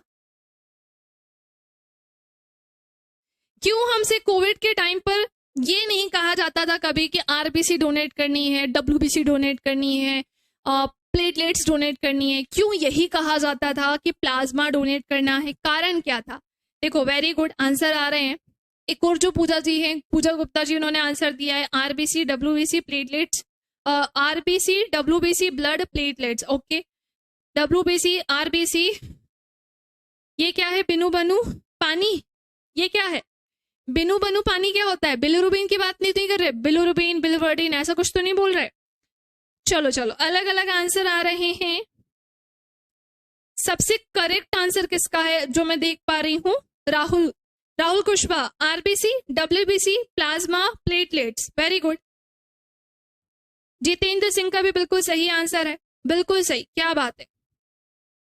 चलिए ध्यान से सुनिएगा, कभी भी ब्लड की बात आए ना तो क्लियर बोलना। जैसे कोई आपसे बोले ना कि भाई बताओ ब्लड किस चीज से मिलकर बना है, तो कभी उससे ये मत कहना कि हमारा ब्लड आरबीसी से, डब्ल्यूबीसी से मिलकर बना है। नहीं, हमारा ब्लड दो चीजों से मिलकर बना है, एक होता है प्लाज्मा और एक होती है रक्त कणिकाएं। एक है प्लाज्मा और एक है रक्त कणिकाएं, और ये रक्त कणिकाएं 3 प्रकार की होती हैं, लाल रक्त कणिकाएं, श्वेत रक्त कणिकाएं और प्लेटलेट्स, हिंदी में जिसे हम बिम्बाणु कहते हैं। आरबीसी यानी रेड ब्लड कॉर्प्यूसेल्स, डब्ल्यूबीसी यानी व्हाइट ब्लड कॉर्प्यूसेल्स, प्लेटलेट्स यानी कि बिम्बाणु। ठीक है, तो ये कुछ चीजें हैं, है ना। अब इन दोनों में से भी प्लाज्मा और ब्लड कॉर्प्यूसेल्स में भी किसका परसेंट ज्यादा होता है? तो भाई प्लाज्मा का परसेंट ज्यादा होता है, लगभग 55 to 60% होता है। आपका एनसीईआरटी में एज इट इज ऐसे ही लिखा है, क्योंकि मैं स्पष्ट एनसीईआरटी से ही पढ़ती हूँ, मुझे बहुत मजा आता है एनसीईआरटी पढ़ने में। तो मैंने तो जितने भी मेरे नोट्स है सारे एनसीईआरटी से ही बनाए। आपको जाकर नहीं बनाने, क्योंकि मैं बना चुकी हूँ, वही से उसी से ही आपको पढ़ाऊंगी, है ना। तो ये जो हम पूरा ये पढ़ने वाले हैं ना, ये जो आपको देखकर ऐसा लग रहा है कि मैम अभी इंट्रोडक्शन में ही ऐसा हो रहा है, तो जब पढ़ने जाएंगे तो क्या होगा? भाई हम पढ़ेंगे, मेहनत करेंगे, सिलेक्शन लेंगे, बात खत्म, बात ही खत्म हो गई। और मैम ने ऑलरेडी कंटेंट बना लिया एनसीईआरटी से, तो हम टच ही नहीं करेंगे। और मैम प्रैक्टिस भी कराएंगे क्वेश्चन की, तो हमें कोई टेंशन वाली बात नहीं है। बस हमें साथ साथ में क्या करना है? मेहनत। ठीक है, चलो सो आगे बढ़ते हैं। रक्त का परिसंचरण तंत्र, मानव रक्त भी पढ़ेंगे, फिर हम पढ़ेंगे श्वसन तंत्र। अब ये श्वसन तंत्र क्या होता है? ये नहीं होगा तो हम नहीं होंगे। मानव द्वारा, हम एक बात बताओ, क्या हम बिना सांस लिए रह सकते हैं? बिल्कुल भी नहीं रह सकते। तो हम जो सांस लेते हैं और जो सांस छोड़ते हैं, बस यही पूरी प्रक्रिया कहाँ पढ़नी है? श्वसन तंत्र में। वाओ, कितना आसान है। काश ये इतना आसान होता, बायो इतनी आसान होती, पढ़ाई इतनी आसान होती, तो आज हर एक व्यक्ति पता नहीं कहाँ ही होता।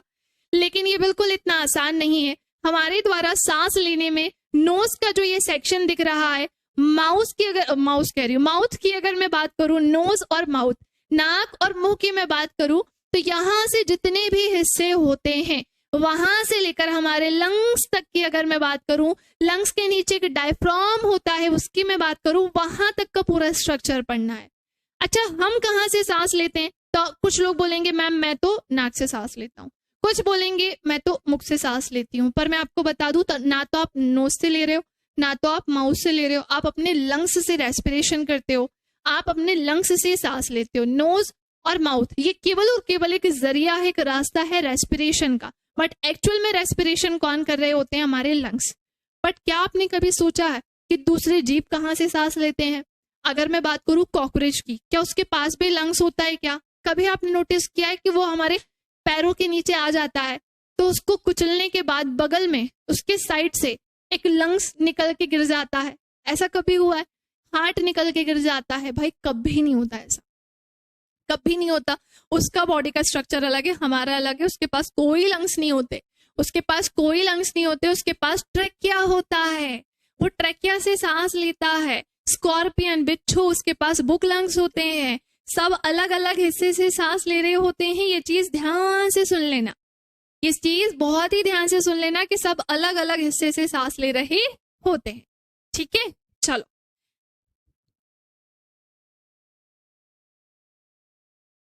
हाँ, ब्लड के 3 कंपोनेंट्स होते हैं, घटक आप इन्हें हिंदी में बोल सकते हैं, और वो क्या होते हैं? आरबीसी, डब्ल्यूबीसी और प्लेटलेट्स होते हैं। ठीक है, चलो चलो भाई आगे बढ़ते हैं। ये वाली बात समझ में आ गई, ये वाली बात समझ में आई, हाँ या ना? श्वसन तंत्र क्या क्या पढ़ना है, कैसे पढ़ना है, तो मैं आपको बताऊंगी कौन से जीव कहाँ से सांस लेते हैं। मैं ही आपको बताऊंगी कि हमारे द्वारा सांस कैसे ली जाती है, हर एक हिस्से को हम जा जाकर पढ़ेंगे। ट्रैकिया क्या काम करता है, नोज में छोटे छोटे हेयर्स क्यों होते हैं, नोज में चिप चिप सा म्यूकस क्यों होता है, नोज का शेप सबका अलग अलग क्यों होता है, भाई हमें हिचकी क्यों आती है, हमको हिचकी क्यों आती है। अगर मैं ये क्वेश्चन पूछूंगी तो आप में से कई लोग कहेंगे कि कोई जब हमें याद करता है तो हमें हिचकी आती है, और जब हम उसका नाम ले लेते हैं तो हिचकी चली जाती है, और यहाँ पर साइंस हो जाती है टोटली फेल, क्योंकि यहाँ पर साइंस का ये लॉजिक है ही नहीं।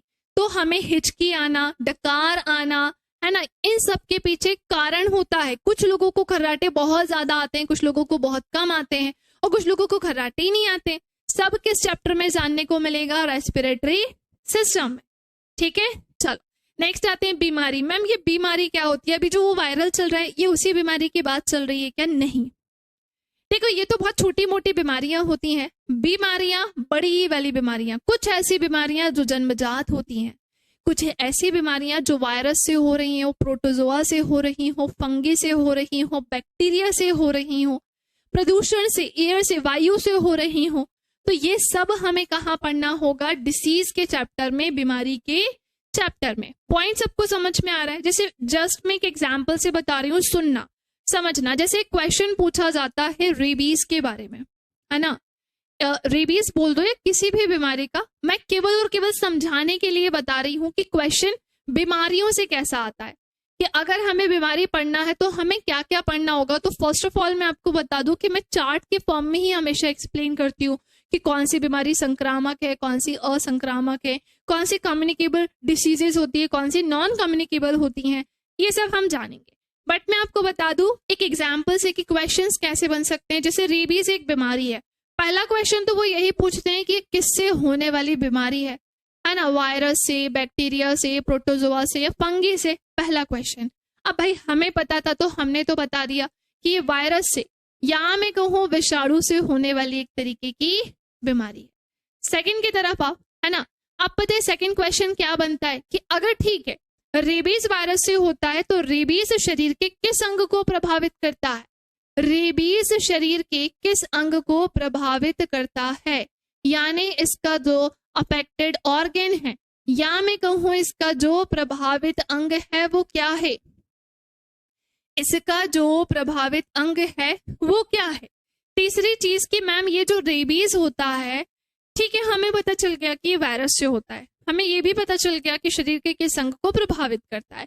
अब हमें ये भी जैसे पेपर में आ जाता है कि ये पर्टिकुलर किस वायरस से होता है, तो आपको वायरस नेम भी याद रखना है ना। एंड सबसे लास्ट में सिम्टम्स, आपको पता है आपके पेपर में इसके लक्षण भी पूछे जाते हैं, केवल इसके नहीं। जस्ट एक एग्जाम्पल के लिए मैंने आपको बताया है कि हाँ इतनी सारी चीजें आपको एक ही चीज से, एक डिसीज से पूछी जा सकती है। तो अब मैं क्लियर कर दूं, रेबीज वायरस से होने वाली एक डिसीज है, ये शरीर के किस अंग को प्रभावित करती है, तो ये सीधे हमारे नर्वस सिस्टम को अफेक्ट करती है, हमारे तंत्रिका तंत्र को प्रभावित करती है। इसी के साथ रेबीज रेप्टोवायरस नाम की एक विषाणु से होती है। कैसे विषाणु से होती है? तो ये रेप्टो विषाणु से होती है, रेबीज वायरस से, रेप्टोवायरस से होती है। शरीर में इसके सिम्टम्स क्या होते हैं? तो पहली बात तो ये किसी डॉगी के कट करने से होने वाली बीमारी है। अब जिसमें क्या होता है कि जो व्यक्ति होता है वो बिल्कुल डॉगी जैसी हरकत करता है, इवन ऐसी भी स्थिति हो जाती है। अच्छा एक बात बताओ, एक इंसान एक डॉगी जैसी हरकत करेगा, इसका मतलब सीधे उसके दिमाग पे असर हुआ होगा, तभी तो एक इंसान डॉगी जैसी हरकत कर रहा है, इसलिए इसका प्रभावित अंग क्या हो जाएगा? तो वो होगा नर्वस सिस्टम। वो होगा नर्वस सिस्टम। ठीक है, चलो।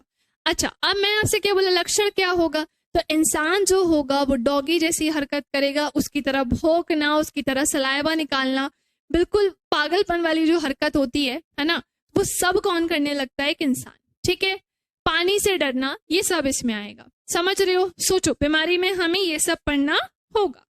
ठीक है, क्या बात है।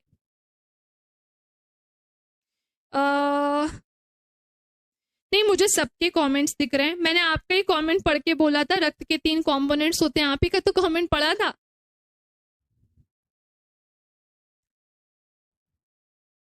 हाँ जी, रेस्पिरेशन इज डिफरेंट, श्वसन अलग होता है ना, बिल्कुल डिफरेंट होता है। श्वसन की क्रिया अलग होती है, निश्वसन अलग होता है, निश्वसन अलग होता है, बहुत सारी चीजें अलग होती हैं। ओके अंकित, ये केवल और केवल एक इंट्रोडक्शन चल रहा है, तो हम उसे इंट्रोडक्शन के फॉर्म में समझेंगे। ठीक है, चलो अब आते हैं हम आगे। कहां पर, कहां तक पहुंच गए थे? बीमारी तक। अब प्रश्न उठता है उत्सर्जन तंत्र कि मैम ये उत्सर्जन तंत्र क्या होता है? तो भाई जैसे हमारे शरीर में पाचन हो रहा था, पाचन होने के बाद शरीर से अपशिष्ट पदार्थ जो है वो बाहर निकल रहे थे, यही हो रहा था ना कि शरीर से अपशिष्ट पदार्थ बाहर निकल रहे थे, वैसे ही हमारे शरीर में क्या होता है? उत्सर्जन होता है।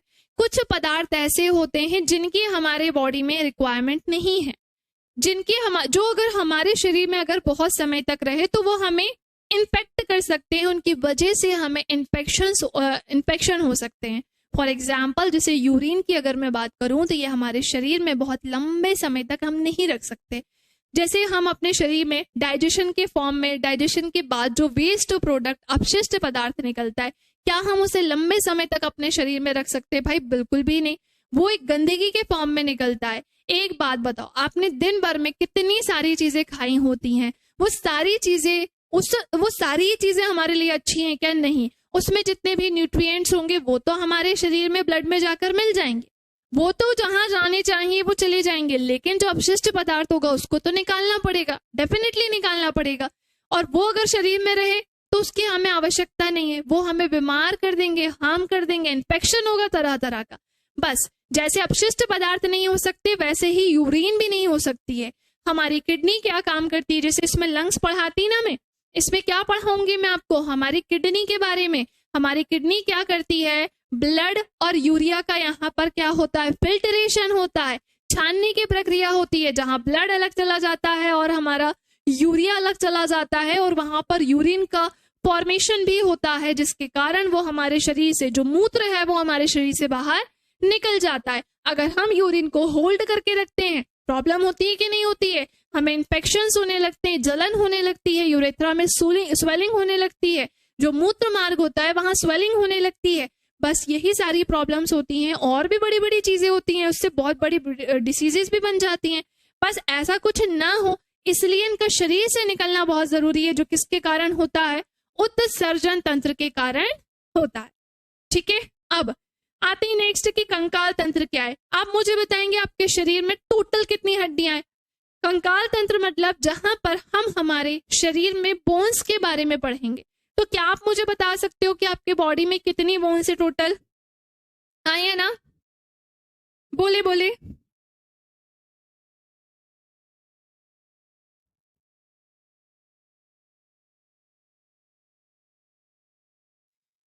कितनी बोन्स है आपके बॉडी में?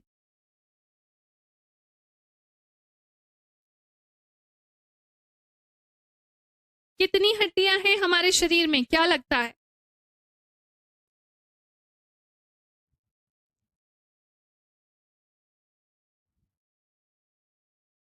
206। मंजू जी का आंसर आया 206, पूजा 206, चलो सबके आंसर 206 ही आ रहे हैं। फिर एक न्यू बॉर्न बेबी में कितनी बोन्स होती है? हाँ, एक छोटे बच्चे में कितनी हड्डियां होती हैं? छोटा बच्चा समझते हैं ना, जो नवजात शिशु होता है, छोटा सा, जिसका जन्म ही हुआ रहता है, छोटा सा, तो उसके शरीर में कितनी हड्डियां होती हैं? Any idea? बताएं भाई, कमेंट सेक्शन में बताओ।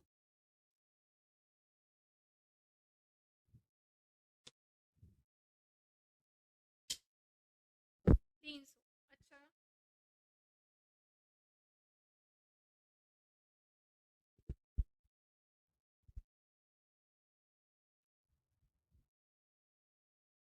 300, 220, 300, 300, 206, 212, ये कहाँ का कैलकुलेशन निकल रहा है? कौन सी मैथ्स लग रही है यहाँ पर? हाँ देखो, हमारे शरीर में टोटल 206 हड्डी होती है, और एक जो न्यू बॉर्न बेबी होता है, एक छोटा बच्चा होता है, उसके शरीर में टोटल कितनी होती है? 300 हड्डियां होती हैं। वो सब हम कहाँ पढ़ेंगे? कंकाल तंत्र में। अब थोड़े स्पीड में चलते हैं। जैसे अंतःस्रावी तंत्र में हम पढ़ेंगे एंडोक्राइन सिस्टम, बेसिकली ये होता है जहां पर हम हमारी एंडोक्राइन ग्लैंड को डिस्कस करेंगे। बेसिकली मैं यहाँ पर तीनों ही चीजें बताऊंगी, अंतःस्रावी ग्रंथि, बहिर्स्रावी ग्रंथि और मिश्रित होती है, वो भी हम यहाँ पर पढ़ेंगे। हर एक ग्लैंड के बारे में पढ़ेंगे। हमारे शरीर में अलग अलग हिस्से में अलग अलग ग्लैंड होती है, कुछ एंजाइम्स को सेक्रेट करते हैं, स्रावित करती हैं, कुछ ग्रंथियां ऐसी होती हैं जो हार्मोन का स्रावण करती हैं, और कुछ ग्रंथि ऐसी भी हैं जो हमारे एंजाइम्स को और हार्मोन्स दोनों का ही स्रावण करती हैं। वो सब हमें कहाँ पढ़ना है? इस चैप्टर में। नेक्स्ट आते हैं पादप जगत का वर्गीकरण। देखो, ये सारे चैप्टर्स की अगर मैं बात करूं, लगभग ये सारे चैप्टर्स किसके हैं? तो ये हैं जूलॉजी वाले सेक्शन के। कुछ जो रह गए होंगे टेंशन नहीं लेना, जैसे यहाँ पर रिप्रोडक्टिव सिस्टम नहीं लिखा है, प्रजनन तंत्र डेफिनेट है, ये भी मैं आपको पढ़ाऊंगी। यहाँ नहीं लिखा है पर मानव शरीर में वो आएगा। जितनी चीजें एक्स्ट्रा में भी बचेंगी ना, जस्ट फॉर इंफॉर्मेशन मैंने ये कुछ ही चैप्टर्स लिखे हैं आपके सिलेबस में, केवल ये चीज मेंशन है। ये मैं आपको बता दूं, केवल ये मेंशन है, ऐसा कुछ मेंशन नहीं है। पर मानव शरीर की संरचना में मानव शरीर का हर एक अंग आ जाएगा जिसे हमें पढ़ना होगा, और ये 100% है कि इन सबसे क्वेश्चंस बनते हैं। प्रीवियस ईयर पेपर उठा के देख लीजिएगा, आप सबसे क्वेश्चंस आते ही हैं। ठीक है, चलो फिर अभी ऐसा नहीं पढ़ेंगे, फिर आप कहोगे कि मैम वो एक ऐसा क्वेश्चन आया था जो मैंने कभी पढ़ा ही नहीं। उसके पीछे कारण है, क्योंकि आपको ये नहीं पता है कि मानव शरीर में एक्चुअली में क्या क्या पढ़ना है ना। तो पहले उसकी गहराई तक जाना पड़ेगा। हमें प्लांट वाला सेक्शन भी पढ़ना होगा, है ना, और इसके बाद हम पादप आकारिकी और अन्य वाला भाग भी डिस्कस करेंगे। ठीक है, चलो इसके अलावा मैंने ये अलग से ऐड किए हैं। ठीक है, ये मानव शरीर में प्लांट मत पढ़ने लग जाना कि ह्यूमन बॉडी में भी प्लांट्स आने लगेंगे, ये अलग से ऐड किए हैं मैंने। अब मुझे बताओ कि प्री के सिलेबस में किसी भी तरीके का कोई कंफ्यूजन, कोई डाउट, फिर मैं मेंस का डिस्कशन स्टार्ट करूं। मेंस का डिस्कशन इतना टाइम नहीं लगेगा क्योंकि प्री को ही हमने डिस्कस कर लिया है, तो मेंस में जस्ट मैं बताती हुई जाऊंगी, है ना। चलो, जिसको आइडिया नहीं था उसको तो मैंने बता दिया, कोई इशू नहीं है। अब मुझे बताओ कि किसी को कोई डाउट तो नहीं है ना? प्री का समझ में आ गया? तो हम हर एक चैप्टर को पढ़ेंगे। पहले हम कुछ कॉमन चैप्टर्स लेंगे जो प्री में भी होंगे, मेंस में भी होंगे, हम उनको पढ़ेंगे और उनके साथ प्री के मेंस के क्वेश्चंस भी डिस्कस करते हुए चलेंगे। बीच में हुआ मैं अपनी तरफ से कोशिश भी करूंगी कि अगर मैं कुछ प्रैक्टिस क्वेश्चंस आप सबको प्रोवाइड करा सकूं तो। ठीक है, चलो भाई, चलो चलो चलो आगे बढ़ते हैं अब हम, है ना। और किसी को कोई भी डाउट हो, है ना, आराम से, एक बार नहीं, आप 1000 बार भी अगर कमेंट सेक्शन में पूछोगे वो भी बताएंगे। और मैं अकेली टीचर नहीं हूं जो ऐसा करूंगी, हम जितने भी टीचर्स हैं ना, आप जितनी बार क्वेश्चन पूछोगे उतनी बार आपको आंसर मिलेगा। ओके, चलो अब आते हैं हम थोड़ा सा आगे, है ना। ये प्रॉपर ना लिख लेना, जो जो चीजें मैंने आपको बताई हैं, प्री प्लस मेन सबका आपको आपके पास होनी चाहिए डिटेल्स। ये जो पूरा सिलेबस है ये भौतिक विज्ञान का है ना। अब मैं आपको इसे शॉर्ट में बताऊं क्या? शॉर्ट में सुनो, हम क्या पढ़ेंगे? तो हम पढ़ेंगे इनमें मात्रक और मापन के बारे में, जहां पर हम भौतिक राशियों का डिस्कशन करेंगे। हम भौतिक राशियां देखेंगे, भौतिक राशियों के अलावा ये कितने प्रकार की होती हैं, मूल राशि जानेंगे, व्युत्पन्न जानेंगे, पूरक राशि, ये सब हम कहाँ पर पढ़ेंगे? हमारे फिजिक्स के पहले चैप्टर में। सेकेंड चैप्टर में मोशन का स्टार्ट करूंगी, गति का स्टार्ट करूंगी, जहां पर हम गति को डिटेल में पढ़ेंगे, है ना। गतियां कई प्रकार की होती हैं, जैसे एक रेखीय गति होती है, जैसे घूर्णन गति होती है, वृत्तीय गति होती है, इसके बारे में पढ़ेंगे। दूरी क्या है, विस्थापन क्या है, वेग क्या है, चाल क्या है, एक समान गति, असमान गति, ये सब हमें कहाँ पर पढ़ना है? हमारे सेकंड चैप्टर यानी कि मोशन यानी कि गति में, है ना। यानी कि मोशन यानी कि गति में, सब इसी में ही लिखा है, कोई अलग से नहीं लिखा है। इसी के साथ मैं आपको पढ़ाऊंगी ग्रेविटेशन। अच्छा, गति में न्यूटन्स लॉ भी आ जाएंगे, न्यूटन की गति के नियम भी आ जाएंगे, सब आ जाएगा। फिर हम पढ़ेंगे गुरुत्वाकर्षण के बारे में। गुरुत्वाकर्षण आपको बहुत अच्छे से पता है, जहां एक वस्तु दूसरे वस्तु को अपनी ओर क्या करती है? अट्रैक्ट यानी आकर्षित करती है, बट वो कैसे करती है वो हम पढ़ेंगे, है ना। तो कार्य बल एवं ऊर्जा जो हो गया, ये डिस्कशन का टॉपिक होगा, जिसमें गुरुत्वाकर्षण बल होगा, कैपिटल जी क्या होता है, स्मॉल जी क्या होता है। जिनको लग रहा है कि अरे ये तो वही इंग्लिश वाला है, हाँ है इंग्लिश वाला, लेकिन इस जी में और इस जी में जमीन और आसमान का अंतर है, इतना ज्यादा अंतर है। ठीक है, हम घर्षण पढ़ेंगे, इसी में वायुमंडलीय दबाव क्या होता है, भाई ये तो बड़ा मजा आता है ना। वायुमंडलीय दबाव भी पढ़ेंगे। कार्य यानी वर्क क्या होता है, फिजिक्स के लैंग्वेज में वर्क एक अलग चीज है। हम जो समझते हैं ना कि बस काम कर दिया तो वो काम है, नहीं, फिजिक्स ने उसे काम नहीं बोला है, तो फिजिक्स ने काम किसको बोला है वो हम यहाँ पर जानेंगे। इकाइयां और माप मैंने आपको बताया, दैनिक जीवन के कई सारे उदाहरण हैं जो आपके पेपर में पूछे जाते हैं, वो हम डिस्कस करेंगे। अभी मैंने मोशन का नाम लिया था जिसमें बहुत सारी चीजें बताई थी। देखो गति है, वेग है, त्वरण है, कहा था ना सब लिखा है इसमें, सब लिखा है इसमें, बट मैं मेरे तरीके से आपको पढ़ाऊंगी, आपको कुछ रटना नहीं पड़ेगा। मुझे बहुत अच्छे से पता है किसमें कहाँ क्या आ सकता है, इसलिए मैं उसको फ्रेम करके ही ऐसे बताऊंगी कि आपको सब समझ में आ जाएगा। ये हूबहू बस सिलेबस है, उसको सुन लो। ध्वनि हम पढ़ेंगे कि साउंड क्या होता है, इसकी डेफिनेशन क्या होती है, ये एक व्यक्ति से दूसरे व्यक्ति को जब कान में पहुंचता है तो उसका मीडियम या माध्यम क्या है, श्रव्य और अश्रव्य ध्वनि क्या होती है, शोर क्या होता है, संगीत क्या होता है, ये सब। ठीक है, ध्वनि संबंधित शब्दावलियां हैं, जैसे आयाम हो गया, तरंग हो गई, लंबाई, कंपन की आवृत्ति हो गई, फ्रीक्वेंसी, ये सब हमें यहाँ पर जानना है। भाई विद्युत क्या होती है, इलेक्ट्रिसिटी क्या होती है, विभिन्न प्रकार की सेलों के बारे में, परिपथ के बारे में जानना है ना। चुंबक या मैग्नेट की बात कहूँ, उसके जो गुण होते हैं, कृत्रिम चुंबक का निर्माण कैसे होता है, उपयोग कैसे होता है, ये जानना है। ये लाइट या प्रकाश क्या होती है, कैसे ये इतनी रोशनी हम तक आ रही है, ये भी हम देखेंगे। क्या अपवर्तन होता है, क्या परावर्तन होता है, परावर्तन में कौन कौन सी चीजें आती हैं, अपवर्तन में कौन कौन सी चीजें आती हैं, किसी वस्तु का प्रतिबिंब कैसे बनता है, हम कितनी पास की वस्तु को देख सकते हैं, कितनी दूर की वस्तु को देख सकते हैं।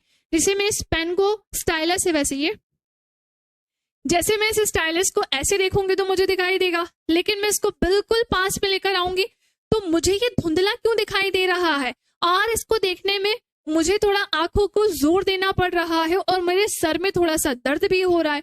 किसी भी चीज को ऐसे पास में आप रख कर देख लो, थोड़ा धुंधला दिखाई देगा, और जिसको माइग्रेन की प्रॉब्लम है तो उसके सर पर भी एकदम से असर होगा। तो इसके पीछे कारण क्या है, वो सब कहाँ पर पढ़ेंगे हम, यहाँ पर। ऊष्मा क्या होती है, ताप का मापन क्या होता है, ये थर्मामीटर, ऊष्मा का रूपांतरण, कौन सी ऊष्मा किसमें बदल जाती है, ये सब। ये पूरा सिलेबस है आपका मेंस का। मेंस में क्या है, ये भौतिक विज्ञान है, जिसे हम क्या बोलते हैं, फिजिक्स। अब मुझे बताइए कि इंट्रोडक्शन फिजिक्स का समझ में आया, हाँ या ना।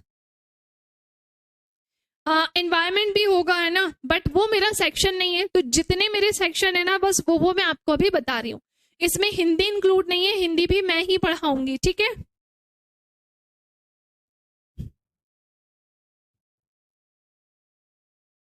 चलो, कोई सिंगल डाउट नहीं है, इससे अच्छा तो कुछ हो ही नहीं सकता है ना। देखो इससे ज्यादा शॉर्ट क्या कुछ हो नहीं सकता। फिर इससे ज्यादा शॉर्ट पता है क्या होता है, कि अपना सिलेबस ओपन करना है, खुद से एक रीड करना और निकल जाना है आगे, है ना। हर एक चीज को शॉर्ट करने की एक सीमा होती है। मैंने शुरू में ही कहा था, आप मेंस की तैयारी कर रहे हो और ये आपकी पहली क्लास है, पहली क्लास में इनको शॉर्ट ही जानना है, क्या ही बोलो अब। हाँ चलो भाई, तो जैसे पढ़ा रही हैं वैसे पढ़ें, सबको समझ में आ रहा है, सबके प्रॉपर कमेंट्स भी आ रहे हैं। अब बढ़ते हैं आगे।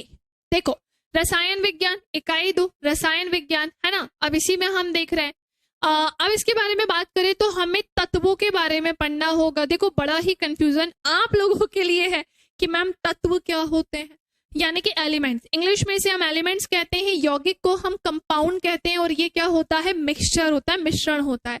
मैं आपको बताऊं, मैं इसको ऐसे पढ़ाऊंगी ही नहीं, मैं इसको ऐसे पढ़ाऊंगी ही नहीं। हमारे 10th क्लास में एक चैप्टर है, 10th क्लास में एक चैप्टर है, उसके फॉर्म में मैं इसे पढ़ाऊंगी, जहां हम शुद्ध पदार्थ और अशुद्ध पदार्थ, बस मैंने ये 2 नाम ही लिए, उसको मुश्किल से मुझे 15 से 20 मिनट एक्सप्लेन करना होगा। आपको खुद ही मैं गारंटी दे रही हूँ कि ये तीनों चीजें अपने आप समझ में आ जाएंगी, आप खुद ही इसे डिवाइड कर दोगे, समझ रहे हो। तो हम ये भी पढ़ेंगे, इनकी परिभाषाएं पढ़ेंगे, इनके रासायनिक प्रतीक पढ़ेंगे, गुण पढ़ेंगे, पृथ्वी पर इसकी उपलब्धता पढ़ेंगे, जब आप इसका इंट्रोडक्शन ही सुन लोगे ना, थोड़ी देर शांति से इमेजेस वगैरह सब लगा के लाऊंगी पीपीटी में, सब समझ में आ जाएगा। ठीक है, अब भाई पदार्थ क्या होते हैं ये भी तो जानना है। ये धातुएं क्या होती हैं, अधातुएं क्या होती हैं, उपधातुएं भी होती हैं, क्योंकि है ना, आवर्त सारणी और आवर्तता भी जानेंगे। ये परमाणु संरचना क्या होती है, 2 बार लिखा गया ये परमाणु संरचना क्या है, संयोजकता, बंध, परमाणु संलयन और विखंडन क्या होता है ना। इसी के साथ एसिड हो गया, बेस हो गया, सॉल्ट हो गया, पीएच मान हो गया, ये भी हमें जानना होगा। भौतिक और रासायनिक परिवर्तन हम पढ़ेंगे, ये धातु और अधातुओं को लेकर पढ़ना होगा। दैनिक जीवन में रसायन क्या होता है ये भी जानेंगे, दैनिक जीवन में रसायन क्या होता है ये भी हम जानेंगे। ये पूरा सिलेबस किसका है, तो ये है केमिस्ट्री का। यहाँ हम जानेंगे कि कोई भी चीज धातु क्यों होती है, कोई भी चीज अधातु क्यों है। मैम हमें कैसे पता चलेगा कि कोई भी चीज धातु है या अधातु है? हमें ना बड़ी प्रॉब्लम होती है, हमें बहुत कंफ्यूजन हो जाता है कि हम धातु और अधातु को कैसे पहचाने। हमें कैसे पता चलेगा कि सोना एक धातु ही है, हमें कैसे पता चलेगा हीरा एक अधातु ही है, क्योंकि इन सब की होती है प्रॉपर्टीज, इन सब के होते हैं गुणधर्म, उन्हीं के आधार पर हम इनको बताएंगे, उन्हीं के आधार पर इनके बारे में हमें पता चलेगा। क्लियर?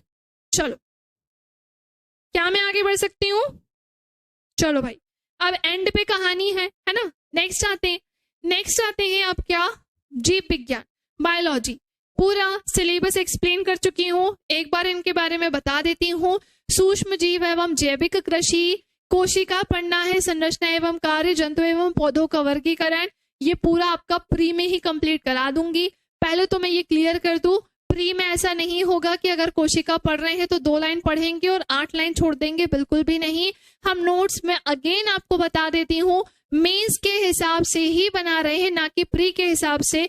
प्री की पढ़ाई अलग, प्री मेंस की अलग। 24 ही घंटे हैं हमारे पास, 24 घंटे में ही हमें पढ़ाई करनी है, तो हम मेंस की ऐसे करेंगे कि प्री अपने आप कवर हो जाए। ठीक है, इसी के साथ पौधों, पशु एवं मनुष्यों में पोषण कैसे होता है, संतुलित आहार, बैलेंस्ड डाइट क्या होती है, विटामिन क्या होते हैं, हीनता जन्य रोग क्या होता है, हार्मोन्स, मानव शरीर के अंग, फिर से सुन लेना, मानव शरीर के अंग, उनकी संरचना हो गई, कार्य प्रणाली, ये सब पढ़ना है। ठीक है, जीवों में श्वसन कैसे होता है, प्री में कवर हो जाएगा।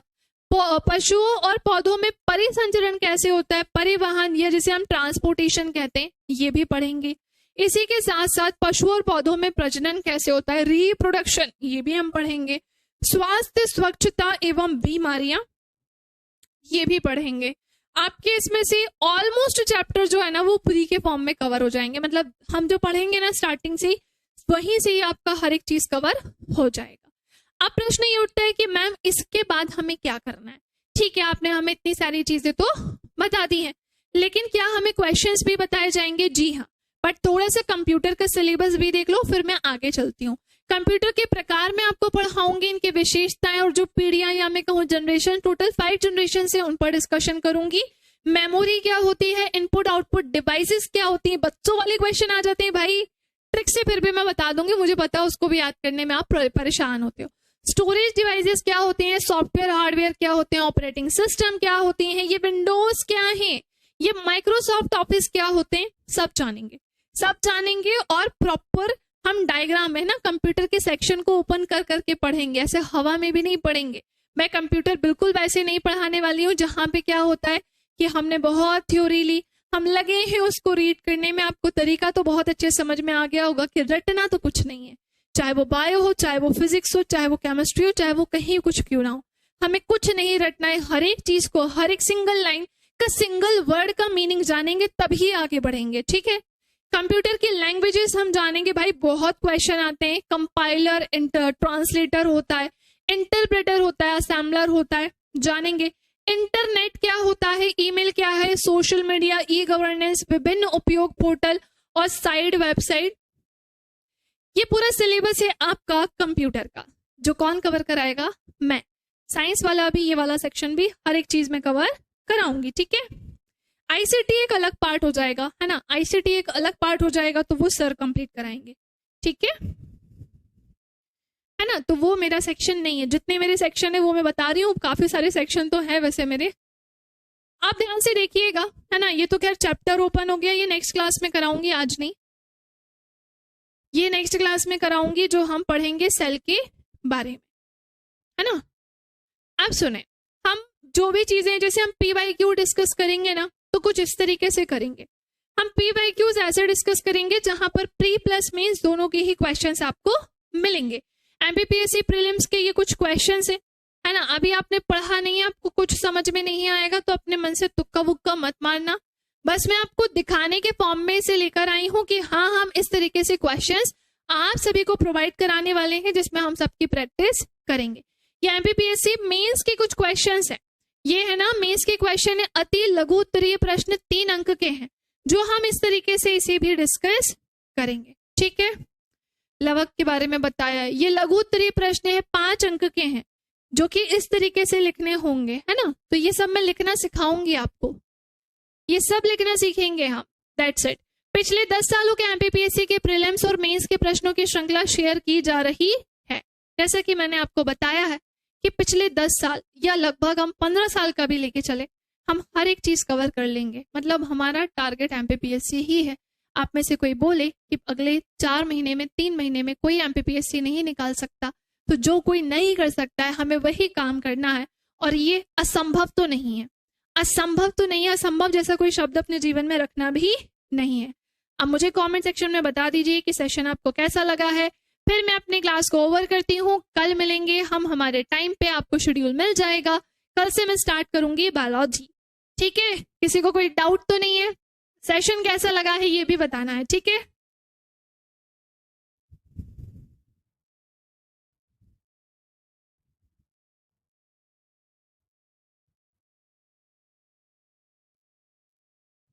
फिनिश कर दूं मैं?